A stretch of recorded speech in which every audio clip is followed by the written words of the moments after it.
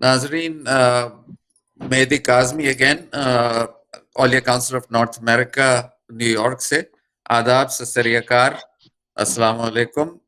आज हम एक ऐसे मर्द कामिल की बात करेंगे जो हमारे वलियों में जिनका शुमार होता है और जिन्होंने हम सबको, साउथ एशियंस को और बल्कि सारी दुनिया में जोड़ने का काम किया। इकबाल ने उनके बारे में कहा था कि फिर उठी आखिर सदा तौहीद की पंजाब से, हिंद को एक मर्द कामिल ने जगाया ख्वाब से।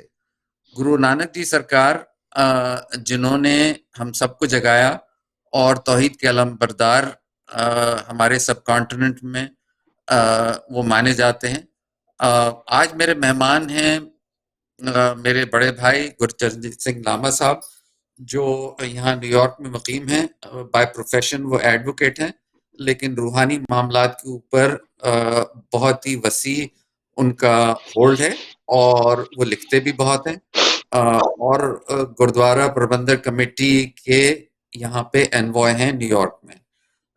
गुरचरणजीत भाई ने हमारे औलिया काउंसिल को बहुत सपोर्ट किया है और हमारे जो जो प्राइज पोजेशंस में से एक मौला अली की सैफ की तस्वीर जो हमने अपनी इमाम बारगाह में रखी हुई है, ये उन्होंने हमें तोहफा दिया था जब हमारे इमाम बारगाह हुसैनिया सज्जादिया की ओपनिंग हुई थी औलिया काउंसिल सेंटर में।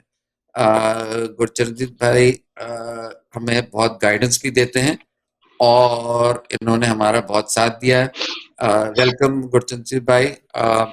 आज हम गुरु नानक जी के बारे में बात करेंगे। सबसे पहले तो आप ये बताइए कि उनकी जो रूहानी मीरास है उसने हम सबको कैसे जोड़ कर रखा हुआ है, और बिलखुसूस हम चिश्तियों में गुरु नानक जी की रिस्पेक्ट ही नहीं बल्कि उनकी उनकी एक जगह है हमारे बलियों में, जो हमारे दिलों में और हमारी जिंदगियों में, उसके ऊपर आप रोशनी डालिएगा। जी, बहुत बहुत शुक्रिया डॉक्टर काज़मी साहब। बहुत मुझे मसरत है कि आपने मुझे मौका दिया कि गुरु नानक देव जी महाराज के बारे में मैं कुछ आपसे बात कर सकूं। गुरु नानक देव जी महाराज की जब भी हम बात करते हैं, जब भी हम उनका जिक्र करते हैं, तो एक ही चीज आती है सामने, ज़ाहिर पीर जगत गुर बाबा। गुरु नानक देव जी का मुकाम अगर हम देखें कि जो भी इंसान एक रब से जुड़ा हुआ है और आखिरत में यकीन करता है, वो जानता है, ये समझता है कि ये जो यहां हम हैं ये सिर्फ चंद रोज के लिए हैं, हमारी कहीं मंजिल और है, और उस मंजिल तक पहुंचने के लिए हमारे पास अब दो रास्ते हैं, या तो हम नीचे की तरफ जाएं या सीधे रास्ते चलें। बस ये रास्ता जो सही है, अगर हम उसके ऊपर चल सकें, उसके लिए गुरु नानक देव जी ने सारी बातचीत की, गुफ्तगू की। और उनके बारे में भाई गुरदास जी ने कहा कि गुरु नानक देव जी जगत गुर बाबा, जगत गुर बाबा। दो चीजें इसमें मैं कहना चाहता हूं कि जो भी उस रब से जुड़े हैं और उनकी खलकत से जुड़े हैं, खालक और खलकत को उसी का ही एक एक्सटेंशन मानते हैं, उनको गुरु नानक देव जी एक आईने की तरह नजर आएंगे। कोई भी होगा जो उस रब में यकीन रखता है, उसको लगेगा ये तो हमारी बात कर रहे हैं, क्योंकि उन्होंने अपनी बात नहीं की, निज की बात नहीं की। पूरा गुरु ग्रंथ साहब आप देख लें, उसमें गुरु नानक देव जी के वालिदैन का नाम नहीं पता लगेगा तो उनके वालिद कौन थे, उनके उनके बच्चे कौन थे, उनके बाकी कौन थे, रिश्तेदार कौन थे, कुछ नहीं पता लगेगा। उसमें केवल और सिर्फ जो है वो एक रब की बात की गई है, और उसके गुणों को जो है उन्होंने उसको एक्सप्लेन करने की कोशिश की है। और सबसे बड़ी बात, जब वो शुरू करते हैं तो उन्होंने लफ्ज जो लिखा है वो हिंदसे में लिखा है, एक यकम, एक नंबर 1 जैसे डिजिट्स में लिखा है, वर्ड में नहीं लिखा। अब इसकी कोई इंटरप्रिटेशन या मिस इंटरप्रिटेशन नहीं कर सकता। यानी इतनी तौहीद के ऊपर, जैसे आपने अल्लामा इकबाल का जो बात की कि वो तौहीद की खातर, वहदत की खातर जो आए हैं, बस यही उनकी जो है उसी मैसेज को देने के लिए। अब उसमें दो चीजें हैं डॉक्टर साहब, कि देखिए, इससे पहले जो हिंदुस्तान सरजमीन है, ये बड़े सगीर जो है, यहाँ पर दो फलसफे बहुत ही ऊंचे पाए के फलसफे थी। एक तो यहाँ पर जो पुराना फलसफा था जिसने ये कहा कि वसुदैव कुटुंबकम, वसुधा धरती, पूरी पूरी सरजमीन जो है वो एक वसुदैव, इसमें रहने वाले सभी एक कुटुंब के हैं, एक परिवार के हैं, एक खानदान के हैं। अब इससे अच्छी और कोई एक्सप्लेनेशन हो नहीं सकती थी।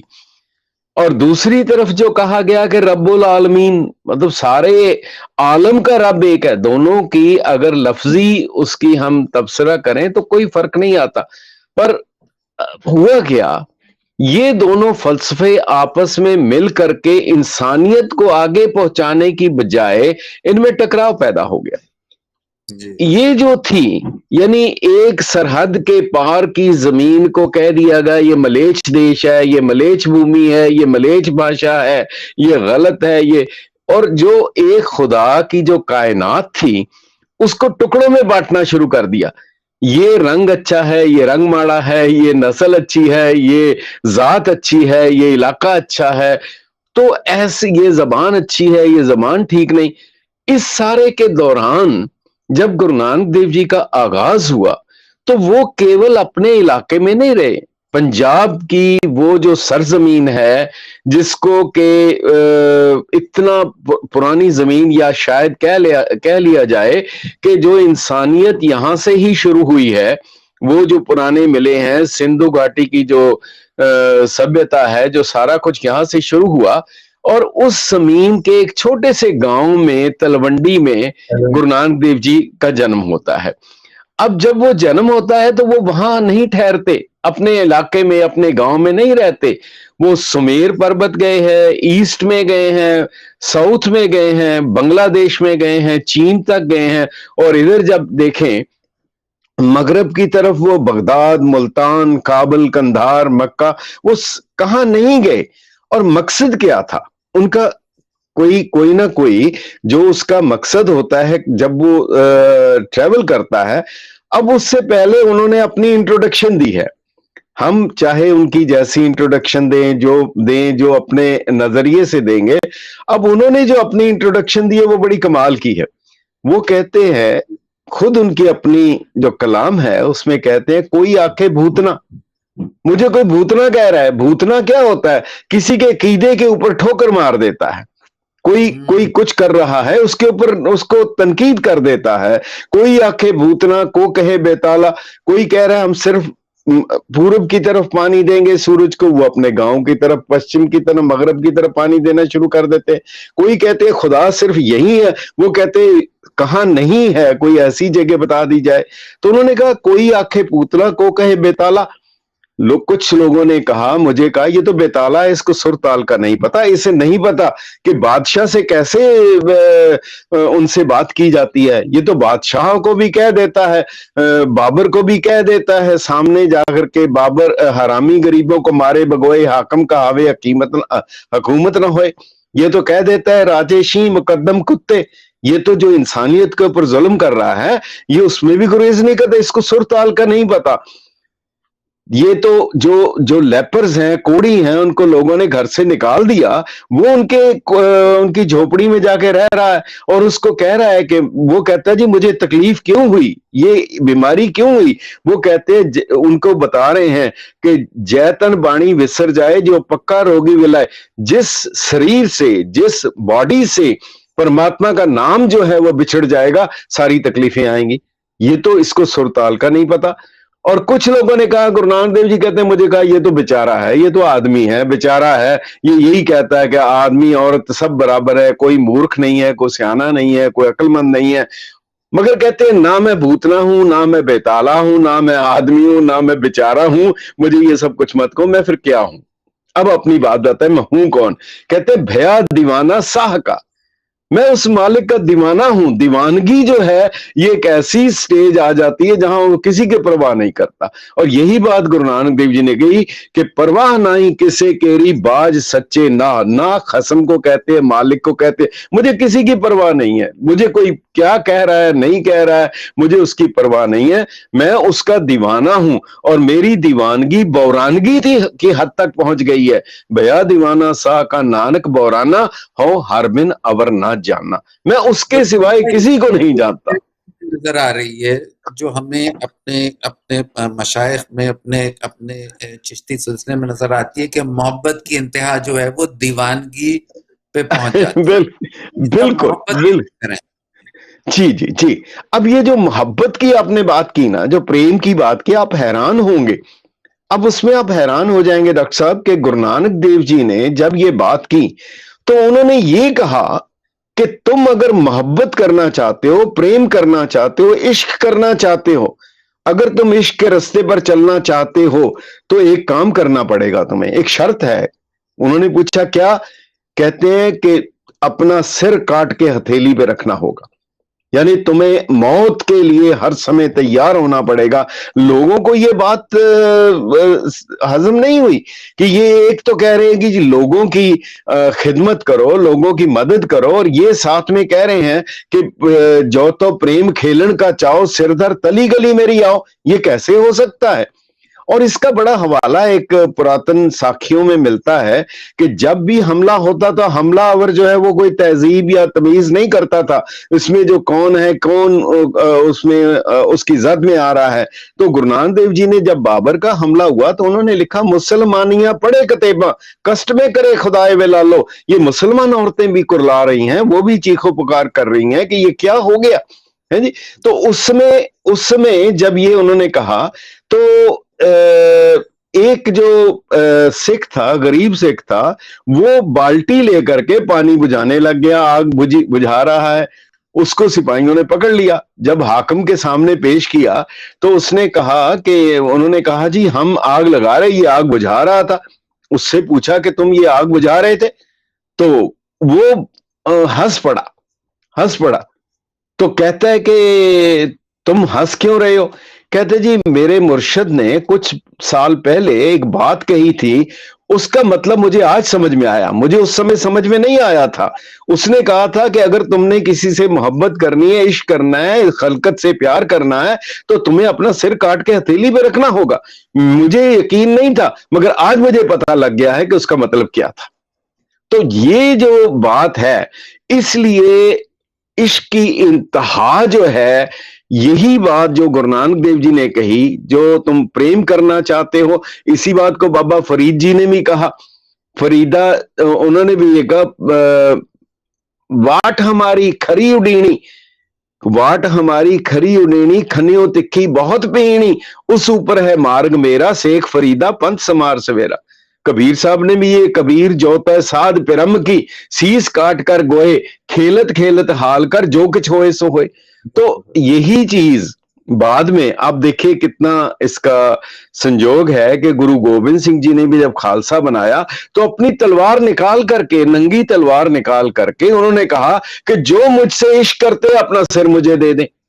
प्रोफेसर पूरन सिंह कहते हैं मुझे पहले समझ में नहीं आती थी कि ये तलवार भी निकाल के सिर मांग रहे हैं और कह रहे हैं मोहब्बत कर रही। कहता है फिर जब मैंने गुरु नानक देव जी का वो जो पैगाम पढ़ा फिर मुझे समझ में आ गई कि इश्क की इंतहा जब आशिक और माशूक एक छुरी से मरने के लिए तैयार हो जाएं, आशिक और माशूक एक साथ जलने को तैयार हो जाए, जब शम्स तबरेज की तरह सामने आ जाएं, वो इश्क की इंतहा होती है। ये जो उनका इंट्रोडक्शन थी, उन्होंने उस चीज को लेकर के अपनी इंट्रोडक्शन भी दी। और वहदियत की जो उन्होंने बात की उसमें तो जैसे मैं अर्ज कर रहा था कि उसमें उन्होंने एक चीज और कही कि आप ही ने आप साजियो। ये जो सारी हम कायनात देख रहे हैं, जो कुछ भी देख रहे हैं, ना केवल यहां बल्कि कोट ब्रह्मांड को ठाकुर स्वामी जितने और अनगिनत जो प्लैनेट्स हैं, अनगिनत जो हैं, उन सबका मालिक कादर एक है। और वो कह रहे हैं कि आप ही ने आप साजियो, आप ही ने रचियो नाओ। खुद उसने कायनात बनाई और उसमें खुद बैठ गया। अब वो कह रहे हैं कि दुई कुदरत साजिए, एक खुद था, दूसरी कुदरत है, ये दो हैं, एक कादर है, एक कुदरत है, और उस कुदरत में वो बैठा है। और पर जो लोग क्या होगा कि खसम छोड़ दूजे लगे, हुआ क्या है, कुछ लोग जो कादर को छोड़ करके कुदरत के साथ जुड़ गए हैं, वो डुब्बे सेवण जा रहा। तुम कादर को देख के, उसकी कारीगरी देख करके उस कादर से जुड़ जाओ कि कितनी शानदार। अब बड़ा एक छोटा सा नुक्ता है, अगर उस कादर की है, हम कह रहे हैं कि फरीदा खालक खलक में खलक वसे रब माए, मंदा किसनु आखिए जा तिसबिन कोई ना है। अब अगर उसकी खलकत को, उसकी बनाई चीजों को कोई अगर उसके ऊपर तनकीद करता है, कोई उससे नफरत करता है, इसका मतलब है वो खालक से बहुत दूर है, वो नहीं, उसके पास उससे कोई नहीं हो सकता। और एक वहदियत का उतना कितना कमाल है, गुरु नानक देव जी का जो जन्म साखी में लिखा है कि उन्होंने कहा, दूजा काहे सिमरिए, अगर हमने इबादत करनी है, हम किसी दूसरे की क्यों करें। दूजा काहे सिमरिए, जम्मे ते मर जाए, जो खुद पैदा हो रहा है, खुद मर रहा है। तो उन्होंने तो यहां तक कहा, गुरु साहब ने कहा, सो मुख जलो जित कहे ठाकुर जोनी, वो मुंह जल जाए जो कहता है कि वो खुदा जन्म लेता है, वो अजूनी है, वो जून में नहीं आता, उसका बर्थ नहीं होता है। तो दूजा काहे सिमरिए जम्मे ते मर जाए, एको सिमरो नानका जल थल रेहा समाए, उस एक की तुम इबादत करो। वो कह रहे हैं कि फिर वो जो कह, दूसरी चीज जो कहते हैं कि साहिब मेरा एक को है, उसके बहुत गुण हैं, बहुत गुण है उसके, मगर उसका एक गुण मुझे बहुत अच्छा लगता है, वो तारीफ बड़ी अच्छी लगती है, एक को है भाई, एक को है, दूसरा नहीं है कोई, ना कोई है और ना कोई होगा। यही बात जब उनका जिक्र आता है कि बगदाद में भी जब वो गए थे, तो उनसे कहा गया था कि खुदा सब कुछ कर सकता है। तो गुरु नानक देव जी मुस्कुरा दिए और कहते, मैं इस बात से मुतफिक नहीं हूं कि खुदा जो चाहे कर ले। ये एक बड़ी स्ट्रॉन्ग स्टेटमेंट थी, इस तरीके की बात करनी। तो जी उन्होंने कहा कि तुम्हें बताना पड़ेगा, खुदाम से हस्त के खुद खुदाए खले पैदा नमेशवद, वो कौन सी चीज है जिसको रब पैदा करना चाहे वो नहीं कर सकता। गुरु नानक देव जी ने कहा, खुदाम से हस्त के खुद खुदाए खुदाए दीगर पैदा नमेशवद, तुम उनसे पूछो, ए खुदा तुम एक और खुदा पैदा कर लोगे? तो उसका जवाब होगा, मेरी तौबा, मैं नहीं कर सकता। तो बस ये जो चीज है, इस चीज जी को, और उनकी अपनी जो कलाम है उसमें एक चीज बड़ी कमाल की लिखते हैं कि आपे पट्टी कलम आप, जो लिखने की जो तख्ती है वो भी तुम्हारी, तुम खुद हो, खुद ही पट्टी हो, खुद ही कलम हो और खुद भी लिखने वाले हो। आपे एक और पट्टी, जी, आपे कटपट्टी कलम आप, ऊपर लेख भी तू, एको कहिए नानका दूजा काहे को, दूजा हम क्यों कहें, दूसरा हम दीगर हो तो हम कहेंगे, है ही नहीं तो मैं क्यों किसी का नाम लूं। और फिर आगे कहते हैं, हम जीर जिमी दुनिया पीरा मसाए का राया, मेर अवध बादशाह अफजू खुदाए एक तू ही, एक तू ही। फिर कितनी कमाल की कहते हैं, न रिजक दस्त आंख से, ये भरोसा रखो, हम पढ़ते तो रोज हैं कि राजक रहिंद हैं, कि रोजी दहिंद हैं, पर दिल में यकीन नहीं है, दिल में यकीन नहीं है। तो वो कह रहे हैं, न रिजक दस्त आंख से हमारा एक वसे, अस्त एक दिगर कोई, एक तू ही, एक तू ही। फिर कहते हैं, वाह न देव दानव नरा, न सिद्ध साधक धरा, अस्त एक दिगर कोई, एक तू ही, एक तू ही। ये जो उनका जिसको कहते हैं मुसम्मम और दृढ़ इरादा है, नॉन कंप्रोमाइजिंग, इसके ऊपर कोई कंप्रोमाइज नहीं हो सकता।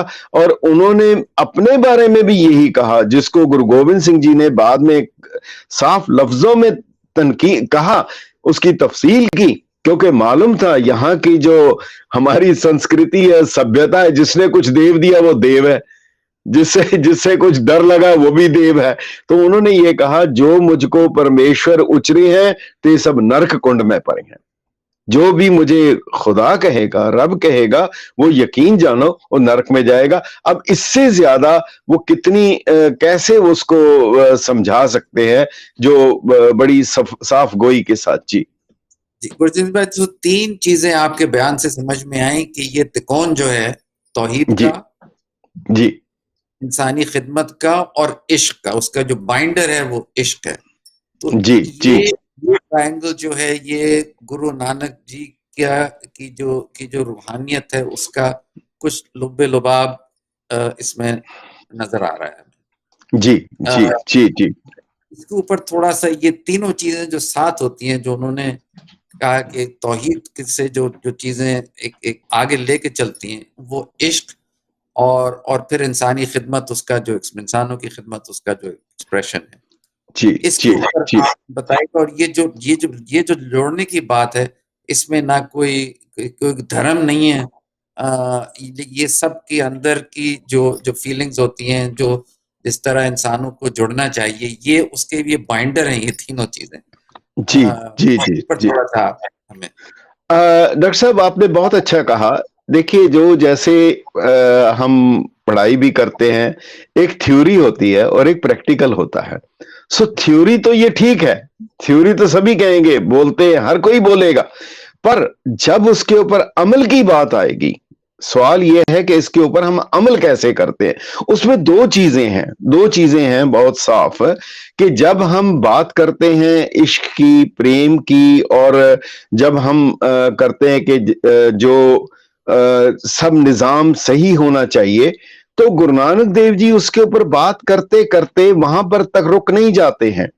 फिर वो जब जुल्म होता है तो उसके खिलाफ वो खड़े भी हो जाते हैं और उसके लिए कुर्बानी करने के लिए भी तैयार हो जाते हैं, केवल कहने मात्र नहीं। जैसे इसको मैं एक छोटे से लफ्ज से एक समझाऊं, जैसे कहा जाता है कि श्री कृष्ण के पास बंसुरी थी। उस बंसरी से वो जब उसमें फूंक मारते थे तो उसके ऊपर वो म्यूजिक बजता था और वो सारी कायनात को जो है चारे तरफ को कंट्रोल करते थे। अब इसमें हम एक चीज समझने वाली बात है, ऐसा लगता है कि हमारी ये जो शरीर है, हमारी बॉडी, हमारा जो जिस्म है, ये भी एक बंसरी की तरह है, एक बांस का टुकड़ा है। अब इसमें कुछ छेद हैं, 9 छेद हैं हमने माने हैं, आंख, नाक, कान, ये सब छेद हैं। अब इबादत करनी, इबादत करनी, रब का नाम लेना, उसका जिक्र करना, बार बार करना, ये इस बंसरी में फूंके मारने की तरह है। पर जो सिर्फ फूंक मारेगा, उससे म्यूजिक नहीं, मौसीकी पैदा नहीं होगी, उससे कुछ भी नहीं होगा। उसके साथ में उसको वक्त के हिसाब से, समय से, जब उसको आंखें खोलनी बंद करनी, मुंह खोलना बंद करना, और ये जो छेक हैं इनको बंद करना खोलना नहीं आएगा, म्यूजिक नहीं पैदा होएगा। इसलिए गुरबाणी ने उनको, इंसान को आगाह किया, ए नेत्रो मेरे हर तुम में जोत तरी, हर बिन अवर न देखो कोई। तब कब तुम ये कान खोलो, कब बंद करो, कब तुम ये मुंह खोलो, कब बंद करो, कब तुम आंखें खोलो, कब बंद करो, जब ये अगर अगर आएगा तब उसके साथ सिंक्रोनाइजिंग होगी। इसलिए गुरु नानक देव जी जब गए हैं, खास करके मैं जिक्र करूंगा, जब मगरब की तरफ गए हैं, तो कुदरती तौर पर वहां पर उनका मुस्लिम ममालिक से और उन लोगों से जब उनका वास्ता हुआ, तो उन्होंने पूछा, पहला सवाल ये था कि हिंद से आए हैं, हिंद से आए हैं, और कोई आम आवाजाही थी नहीं, लोगों का आना जाना बहुत कम था। तो उनसे पूछने लगे, पुछण खोल किताब नू, हिंदू बड़ा के मुसलमान होई। बस तुम्हें एक बात बता दो, हमें पता लग जाएगा हिंदू बड़ा है कि हिंदू अच्छा है कि मुसलमान अच्छा है। तो उन्होंने कहा, शुभ अमलाबाद जो दोनों रोई। अगर अमाल नहीं होंगे तो चाहे हिंदू है चाहे मुसलमान है, कोई फर्क नहीं पड़ेगा। जिसको अल्लामा इकबाल ने कहा कि अमल से बनती है जिंदगी, जन्नत भी जहन्नम भी। सो जो अमल है, अमल फूंक मारनी, जिक्र करना, इबादत करनी है। पर अमल है उन छेद जो हैं उनको वक्त सिर खोलना और बंद करना। अब उसमें उन्होंने जो उनसे बात की, क्योंकि यहां पर डॉक्टर साहब एक चीज और थी, हिंदुस्तान में शास्त्रार्थ था, डिबेट था। आप हमसे शास्त्रार्थ करो, हम जीत गए तो हम तुम्हारे कपड़े, हम तुम्हारा सारा कुछ ले लेंगे, तुम्हारी किताबें ले लेंगे और तुम जाओ। ये जो चीज थी, और ये चीज देख रहे हैं आज भी बहुत ज्यादा है, बहुत ज्यादा है। बड़ी बड़ी मोटी मोटी किताबें लेकर के बैठे होते हैं और उछल उछल के एक दूसरे से बात करते हैं। क्या समझाना चाहते हैं, मुझे तो समझ में नहीं आ रही। तो उसमें वो जो अपनी चीज पढ़ाई थी समझाना चाहते हैं और कुछ भी नहीं है गुरचंद्र भाई, सिर्फ अपनी पढ़ाई दिखाना चाहते हैं कि मैं जो हूं तुमसे ज्यादा स्मार्ट हूं, बस ये करना बस है ना। ये यहाँ पर जो है ना, यही यही चीज थी। तो उनका गुरु साहब का ये था, पहले मन पर बोधो अपना पाछे अवर जाओ। पहले मन को तो समझा लो। उन्होंने खुद को मुखातिब किया है, अपने आप को मुखातिब किया है। तो वो जो शास्त्रार्थ की बात थी, डिबेट की बात थी, तो डिबेट जब भी होगा उसमें एक जीतेगा एक हारेगा। उसमें एक की ईगो हर्ट होगी, एक की ईगो सेटिस्फाई होगी। तो सारी जिंदगी गुरु नानक देव जी ने, उन्होंने कभी डिबेट नहीं किया। बहुत जगह गए, हर जगह गए, कभी डिबेट नहीं किया। उन्हें बहुत खुंदक भी दिलाई गई, उन्हें सब कुछ कहा गया, तुम हार गए, तुम जानते नहीं हो, तुम ये नहीं है। जब वो सुमेर पर्वत पर गए तो उनसे पूछा, बताइए रब कैसे मिलता है?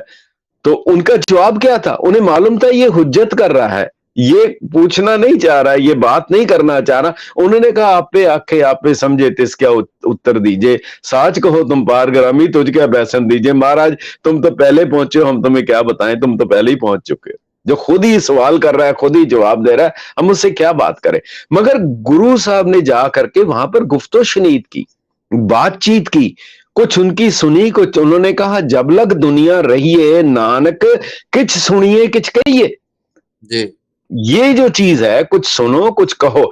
अब जो उन्होंने वहां कहा वो बहुत अहम है। ये चीज जो है, जो उनके अपने अल्फाज में है, उन्होंने कहा, देखिए जब वो बात की कि हिंदू अच्छा है कि मुसलमान अच्छा है, तो उन्होंने एक बात बहुत सिंपल सी कही जो आम लफ्ज में समझ आ जाएगी। उन्होंने कहा, हक पराया नानका उस सुअर उस गाय। अब इसमें कोई तफसील की जरूरत नहीं, किसी को समझाने की जरूरत नहीं। हम खुद से पूछें, हम पराया हक तो नहीं मार रहे। अगर हक पराया, अगर किसी दूसरे का हक मार रहे हैं, तो हिंदू के लिए वो गाय खाने के बराबर है और मुसलमान के लिए सूअर के बराबर है, खंजीर के बराबर है। तो उन्होंने अगली लाइन कही, गुर पीर हामा ता परे जा मुर्दार ना खाए। तुम्हारा गुरु, तुम्हारा पीर, तुम्हारा मुर्शद, तुम्हारी तभी वो तुम्हारे साथ खड़ा होगा अगर तुम मुर्दार नहीं खाओगे, पराया हक नहीं खाओगे। उन्होंने जो कहा, मारण पाए हराम में, हराम करके लाई हुई चीज तुम उसके ऊपर तुम कुछ पढ़ दोगे, वो हलाल नहीं हो जाएगा। मारण पाए हराम होए मैं होए हलाल ना जाए, नानक गली कूड़ी कूड़ों पल्ले पाए। वो कूड़ ही झूठ ही तुम्हारे पल्ले पाएगा। फिर उसके बाद कहा, तुम खाली नमाज पढ़ रहे हो, अच्छी बात है, जरूर पढ़ो, मगर ये 5 नमाज जो हैं इनका तुम मतलब भी समझ लो, उसके साथ में अमल करो। उन्होंने, पंडित जब उनको जनेऊ पहनाने लगा तो उन्होंने कहा, ठीक है पंडित जी, कोई दिक्कत नहीं, पर इसके साथ में तुम ये बताओ इस जनेऊ का मकसद क्या है? कहते जी ये बंधन है, बंधन है। तो उन्होंने कहा, तुम्हारी आंखों में बंधन है, तुम्हारे पैरों में बंधन है, तुम्हारे हाथ में बंधन है, तो आप तो बिना बंधन के घूम रहे हो, लोगों को बंधन पहनाने जा रहे हो। अब उन्होंने कहा, तग कपाहो कत्तिये बामण वट्टे आए, कोहे बकरा रिन खाया सबको आखे पाए। उन्होंने कहा, जो अगर तुम जत का और सत का और संयम का जनेऊ पहनोगे, अगर ऐसा जनेऊ है तो मुझे दे दो, जहां पर सच्चाई का, इंसाफ का, हक का है। तो जब उनसे पूछा कि नमाज तो हम पढ़ते हैं, तो उन्होंने कहा, पंज निवाजा वक्त पंज पंजा पंजे नाव, पहला सच। पहली नमाज के साथ अगर तुम्हारे अंदर अगर सच जो है वो इनकलकेट कर चुका है, सच्चाई, हक जिसको कहा है, अगर वो आ गया, फिर ये नमाज तुम्हारी सही है। अगर वो नहीं हो रहा, पहला सच हलाल दे, दूसरा हलाल है, अगर वो है, तीजा खैर खुदाए। देखिए, अब वो कोई तनकीद नहीं कर रहे, वो गुफ्तो शनीद कर रहे हैं। ऐसी नमाज कोई भी पढ़े, कोई भी पढ़े, चाहे वो एथीज क्यों ना हो जाए, तो वो कहते हैं कि पहला सच हलाल दोए, तीजा खैर खुदाए, चौथी नीयत रास कर। तुम्हारी नीयत भी तो ठीक हो ना। अब जब वो सुल्तानपुर लोधी में थे, तो वहां पर उन्होंने जब कहा कि उन्होंने कहा, जी हमारे साथ नमाज पढ़िए। उन्होंने कहा चलो। जब वो नमाज पढ़ने लगे तो सब हो गया, तो वो कहने लगे, जी कि आपने नमाज नहीं पढ़ी? उन्होंने कहा, मैंने पढ़ी, तुमने नहीं पढ़ी। वो कहते, क्यों, मैं तो पढ़ी। तो वो कहते जी मौलवी साहब आप तो नमाज पढ़ते हुए सोच रहे थे तुम्हारे घर में एक घोड़ी ने बच्चा दिया है, वो कुएं में ना गिर जाए। तुम्हारी तुम्हारी नीयत तो वहां थी, तुम्हारा दिल तो वहां था, तुम नमाज कहाँ थे? है जी। तो वो नवाब साहब कहने लगे, सुल्तानपुर के कहने लगे जी मैंने तो पढ़ी, कहते तुम तो काबुल घोड़े खरीदने गए हुए थे, तुम तो यहाँ थे नहीं, तो तुम कैसी नमाज कह रहे हो? तो उन्होंने कहा करनी कलमा आख के ता मुसलमान सदाए। तब मुसलमान तब तुम कहाओगे ना, खाली अगर तुम्हारा ईमान मुसल्लम नहीं हुआ, खाली पढ़ लिया, वो वैसे ही है जैसे सिर्फ हमने उसमें बंसरी में फूंके मार दी। और अगली बात उन्होंने कही, मुसलमान कहावण मुश्किल, बहुत मुश्किल है, आसान नहीं है मुसलमान हो जाना। तुम अगर सोच रहे हो कि हमने खाली नाम रख लिया और हो गया तो मुसलमान नहीं हो जाएंगे, तो उन्होंने कहा जा होए ता मुसलमान कहावे, अगर तुम हो तब तुम अपने आप को मुसलमान कहो, नहीं तो तुम्हें कोई हक नहीं है कि अपने आप को मुसलमान। वो शर्त क्या है, अव्वल औल दीन कर मिठा, मस्कल माना माल मुसावे, होए मुसलमान दीन मुहाने, मरण जीवन का परम चुकावे। जिंदगी और मौत का फर्क बिटा दे, रब की रजाए मन्ने सिर ऊपर, करता आप मन्ने आप गवावे, तो नानक सर्ब जिया में रहमत होए ता मुसलमान कहावे। सारी इंसानियत को, सारी खलकत को जब एक करके माने, उनसे मोहब्बत करे, उनसे इश्क करे, जब उसमें तफरकात मिट जाए तब वो मुसलमान हो सकता है। जी नहीं तो वैसे उसको खाली कहला लेने से तो कोई भी हो जाएगा, कहला जी लेना तो बहुत आसान है पर बनना बहुत मुश्किल है। सो इसलिए वो जहां भी गए हैं, मुल्तान गए हैं, बड़ा छोटा सा हवाला है, तो उन्होंने, मुल्तान बहुत पीरों की खास जगह थी, तो उन्होंने दूध का कटोरा भर के लेके आ गए और कहा जी कि मकसद एक इशारा था कि यहाँ पर तो पहले से ही बहुत फकीर हैं और कोई जगह नहीं है। तो गुरु नानक देव जी ने एक चमेली का फूल लेकर के उसके ऊपर रख दिया कि ठीक मैं डिस्टर्ब नहीं करूंगा, मैं खुशबू फैलाऊंगा। अब अगर ऐसे होकर के कोई बात करे, अगर ऐसे होकर के किसी से गुफ्तो शुनीद करे, उनसे इंटरफेथ की कोई बात करे, तब तो होगा। पर अगर ये कहे कि मेरा फिरका अच्छा है, तुम्हारा फिरका ठीक नहीं, तो वो अच्छा है, ये खराब है, ये है, तो मेरा ख्याल है कि उसमें हम कहीं नहीं पहुंचेंगे। ये एक चक्कर ही लगाते ले जाएंगे कोलू के बैल की तरह, और कहीं हम मंजिल मकसूद तक नहीं पहुंच सकेंगे। जी बिल्कुल आपने वजह फरमाया। गुरजीत भाई, एक आखिरी बात, आपने जो किस्सा एक दफा सुनाया था सरकार के बगदाद का जो सफर था, वहां पे जी जहाँ पे वो मॉन्यूमेंट भी बना हुआ है, फिर से वो जी रिवाइव हो गया है, जहाँ जी पे उनकी जी रूहानी मुलाकात हुई थी जब वो जियारत जी करने गए थे गौस जी पाक सरकार के जी दरबार की। जी जी वो जी जरा जी जी थोड़ा सा हमें आप बयान कीजिएगा। जरूर जरूर जी। वो देखिए, वो एक बड़ी मुतबरक जगह है और बहुत उसका मकाम है अपना। और गुरु नानक देव जी जहां भी गए हैं, जहां पर कुछ ऐसे मकसद उनका था, वहां वो लोग इकट्ठे हों जो जिनसे कुछ बात की जा सके, जो समझ सके और समझा सकें।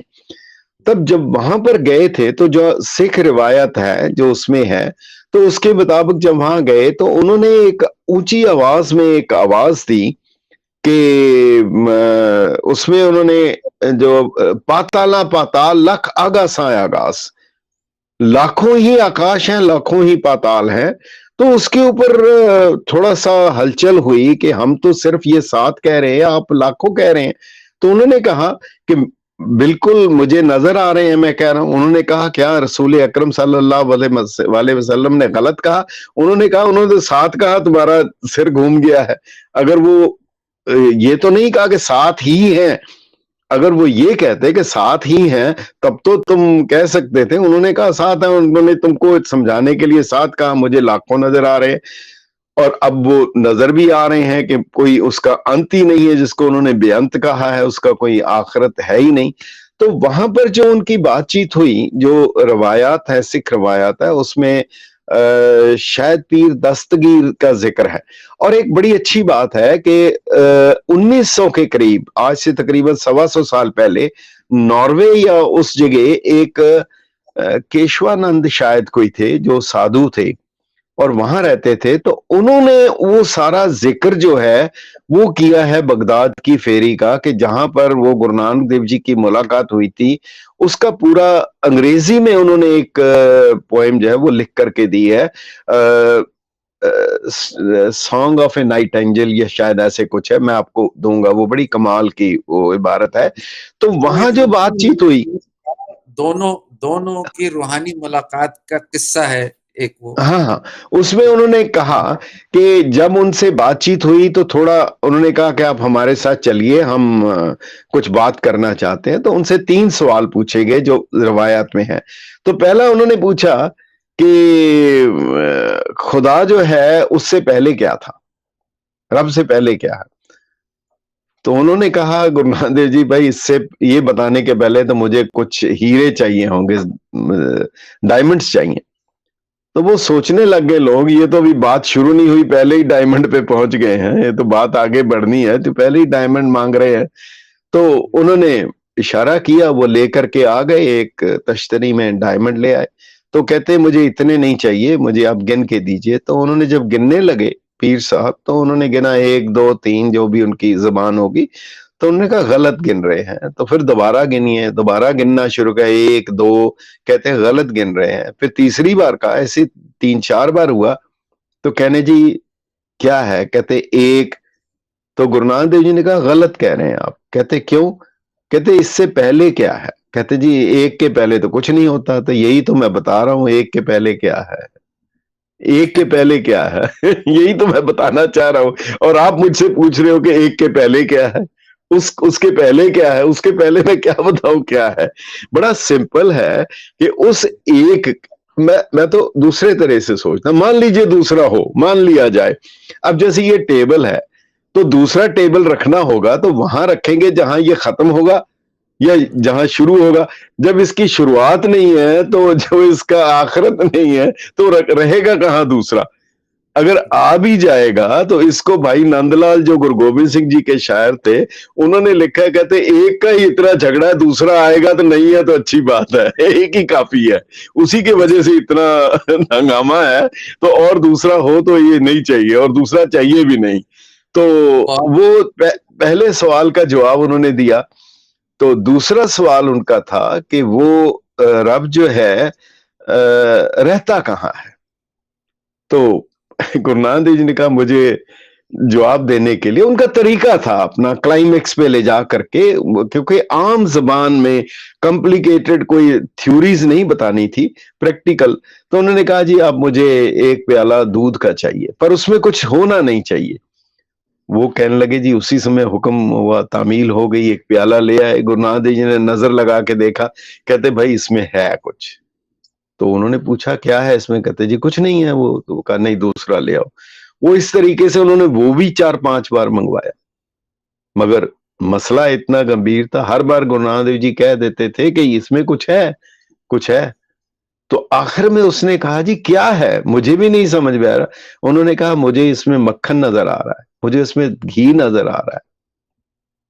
नजर तुम्हें नहीं आ रहा, मगर है इसमें। मैंने कहा था इसमें कुछ नहीं होना चाहिए। बस यही है, वो जो खुदा है, वो जो रब है, वो इस कायनात में है, इसमें बस रहा है। उसने खुद ही जो कहा, आपी ने आप साजियो, आपी ने रचियो नाओ, दुई कुदरत साजिए, कर आसन डिठो चाओ। उसने खुद ही अपनी खलकत बनाई है, उसी में वो वर्ग है। इसी को गुरु गोबिंद सिंह जी के भाई नंदलाल ने पूछा गुरु गोबिंद सिंह जी से कि रब ने इतने लाखों करोड़ों इंसान क्यों पैदा किए, क्या जरूरत पड़ गई थी इतने। तो उन्होंने कहा रब को रहने के लिए घर चाहिए थे, उसका 1 2 से गुजारा नहीं होता, उसको बहुत घर चाहिए, इसलिए उसने ये सारे बनाए हैं। तो तीसरा सवाल उन्होंने पूछा पीर साहब ने, वो अपने ऊपर ओहदे पे बैठे थे जो उनकी मसनद थी। तो कहने लगे अच्छा ये बताइए कि रब कुछ करता भी है कि वेला बैठा रहता है, कोई काम नहीं करता, ऐसे ही बात। उन्होंने कहा जी ये तो बड़ा मुश्किल सवाल है, पर इसके लिए मुझे आपकी जगह आना पड़ेगा, आपको मेरी जगह आना पड़ेगा। पीर साहब उतर के नीचे आ गए, बैठ गए। कहते आप चलिए, बैठे ऊपर। कहते जी हाँ बताइए। कहते बता तो दिया, भाई यही करता है, मुझे ऊपर कर देता है, आप जैसों को नीचे कर देता है, बस यही उसका काम है। सो ये बड़ी सिंपल से आम अल्फाज में आम लोगों के लिए जो उनका मैसेज है, ये उनका मैसेज है। इसलिए इन चीजों को सिक्के बंद करने के लिए उन्होंने 3 बेसिक प्रिंसिपल दिए। पहला प्रिंसिपल दिया, नाम जपो, परमात्मा का नाम जपना है। अब वो नाम जिक्र करना है, उसके लिए ये नहीं है कि फलाना नाम लेना है या फलाना नहीं लेना, वो लेना है। उन्होंने कहा, कहो नानक गुर खोए भरम, एको अल्लाह पार ब्रह्म। मतलब ये जो है अल्लाह कह रहे हैं, पार ब्रह्म कह रहा है, जो कुछ भी कह रहा है, मगर सवाल सिर्फ इतना है, उसका जिक्र कर रहा है, दूसरे का नहीं कर रहा है। ये एक है।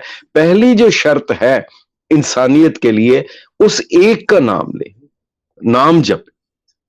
और दूसरी शर्त है कि किर्त करे, काम करे, मांग के नहीं खाए, मांग के नहीं खाए। ये बहुत बड़ी शर्त जो उन्होंने रख दी कि अगर जो सिर्फ मांग कर होगा, वो फिर ना वो गृहस्थी अपनी कर पाएगा, घर गृहस्थी ठीक से करेगा, ना वो किसी दूसरे के काम आएगा। बस वो फिर वैसे ही वो भिखारियों की एक बड़ी बहुत बड़ी तादाद बन जाएगी। उन्होंने कहा, ये नेशन बिल्डिंग की भी बेसिस यही है कि भाई यही है, बिल्कुल इंडिविजुअली और एज ए कॉम और आगे बढ़ो जी। और इसलिए उन्होंने जो खुद भी अपनी जो जियारतें की, जो 4 उदासी की अलग अलग डायरेक्शंस में, उसके बाद आप देखिए उन्होंने आखिरी उम्र में करतारपुर साहब में आकर के उन्होंने खुद खेती की, काश्त की, खुद उन्होंने काश्त की। यानी ये मैसेज ये था, उन्होंने वो उदासी का, वो जहां जाते थे कहीं पर वो नीले कपड़े पहन लिए जिस इलाके में जा रहे हैं, कहीं पर जब वो सुमेर पर्वत पर जा रहे हैं तो माउंटेनियर्स वाली ड्रेस पहनी है, जिसको वहां लिखा है कि उन्होंने चमड़े के कपड़े पहने थे और रस्सी लिपटी हुई थी जो माउंटेनियर्स पहनते हैं। सो जैसे इलाकों में जाते थे उनके साथ मिलके वो हमानगी का एक एहसास होना पहले, नहीं तो बिल्कुल ऑड लगेगा ये कौन आ गया हमारे बीच में। तो एक पहली चीज थी नाम जपना, दूसरा किर्त करना, और तीसरी थी वंड छकना। अब इसमें फर्क है थोड़ा सा, बहुत महीन नुक्ता है। एक बांट के खाना और एक दस्तर खान पे बैठ के खाना। उन्होंने कहा वंड छको मीन्स किसी के साथ में तुम शेयर करके खाओ। अगर तुम किसी को दे रहे हो तब उसमें उसके अंदर भी एक कम्प्लेक्स आएगा कि ये मुझे दे रहा है, और तुम्हारे अंदर आएगा इसको देने वाला मैं हूं। उन्होंने कहा खालक और वो राज़िक तो वो है, मैं नहीं हूं। इसलिए तुम अपने साथ लंगर में उसको बिठा के खिलाओ, एक पंगत में बैठ के, एक उसमें सफ में बैठ के अगर आप उसके साथ करो। ये उनके बुनियादी 3 चीजें हैं। बाकी तो फिर जो हैं, जो जितने भी जिसको कह लेते हैं आपके कर्म कांड है, ये करो वो ना करो, वो सारे तो रिचुअल्स जो हैं वो अलग है। पर उसके साथ में अगर वो जिक्र नहीं किया और ये 3 चीजें नहीं की, तो फिर वही बात है जो दूसरों को उन्होंने कहा, तब ना तुम मुसलमान हो, ना तुम सिख हो, ना तुम हिंदू हो, ना कोई हो। इसीलिए गुरु गोविंद सिंह जी ने साफ लफ्जों में कहा, रहत प्यारी मुझको सिख प्यारा ना है।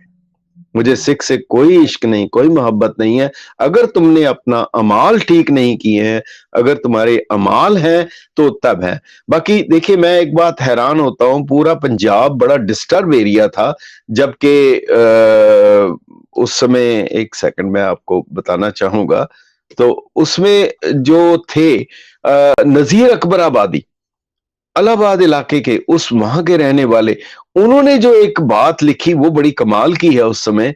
वो कहते हैं, कहते नानक शाह जिन्हें, नहीं अकबर इलाहाबादी नहीं जी, नजीर अकबर आबादी, नजीर अकबर आबादी। वो कहते हैं, कहते नानक शाह जिन्हें, वो पूरे हैं आगाह गुरु, मकसूद मुराद उम्मीद सभी बरलाते हैं दिल खाह गुरु, नित लुत्फो करम से करते हैं हम लोगों का निर्वाह गुरु, इस बख्शिश के इस अजमत के है बाबा नानक शाह गुरु, सब सीस निवा अरदास करो और हरदम बोलो वाह गुरु। गुरु नानक देव जी की एक और है, उनके नाम से ये नहीं पता लगता कि इनका फिरका कौन है, इनका इलाका कौन है, ये किस क्लैन से है। वो नानक नाम ही जो है वो एक ऐसा नाम है जो बिल्कुल उन सब चीजों से परी है। और अमाल की बात है, अगर अमाल नहीं है तो बाकी फिर ठीक है, जितना मर्जी वो फिर पॉलिटिशियन बड़ा अच्छा बन सकता है जी। बहुत बहुत शुक्रिया नहीं, शुक्रिया गुरजर भाई, मुझे। आपने बहुत ही गुरु जी के बारे में इतनी कीमती बातें बताई, और उनके जो अकायद और जो उन्होंने हम सबको साथ जोड़ने का काम जिस चीज की बेसिस के ऊपर किया, वो आपने हमें बताएं। इंशाल्लाह अगली दफा हम आपसे गुरु गोविंद जी, मेरे जो हीरो हैं, जी, माय हीरोज सब कॉन्टिनेंट के, उनके बारे में बात करेंगे। जरूर शुक्रिया जरूर, बहुत बहुत, जब भी रब जब भी। बहुत बहुत बहुत बहुत शुक्रिया आपका कि आपके जो देखने वाले सुनने वाले उनसे मुझे राब्ता कायम हुआ। बहुत बहुत शुक्रिया। हाँ जी, तो ये खुदा राब्ता हाफिज, रब चलता रखा। रहेगा कि जी। आपका हम वक्त बहुत लेंगे। नहीं, बहुत खुशी है मुझे। खुदा हाफिज, शुक्रिया। शुक्रिया। रब रखा।